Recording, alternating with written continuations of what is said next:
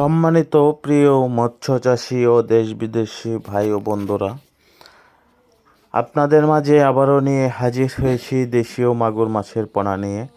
তো আমাদের এই দেশীয় মাগুর মাছের পোনার সাইজ এবং পোনার কালার দেখে খেয়াল করে দেখবেন।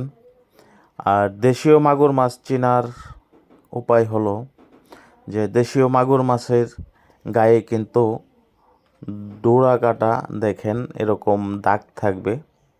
তো ওই দাগটা যদি থাকে তাহলে আপনারা বুঝতে পারবেন যে এটা অরিজিনাল দেশীয় মাগুর মাছের পোনা। আর দেশীয় মাগুর মাছ এই টাইপের পোনা যে কোনো মাছের সাথে যে কোনো মাছের সাথে চাষ করতে পারবেন এবং এগুলো সরাসরি ফিড খাবার খাবে, দানাদার ফিড খাবার।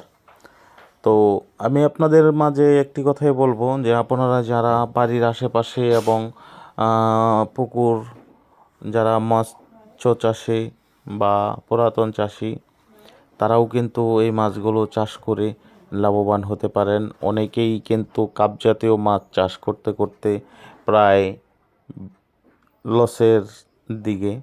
তো আমি তাদেরকে বলবো অবশ্যই পাশাপাশি আপনারা কিছু দেশীয় মাগুর মাছ চাষ করতে পারেন ওইসবের সাথে।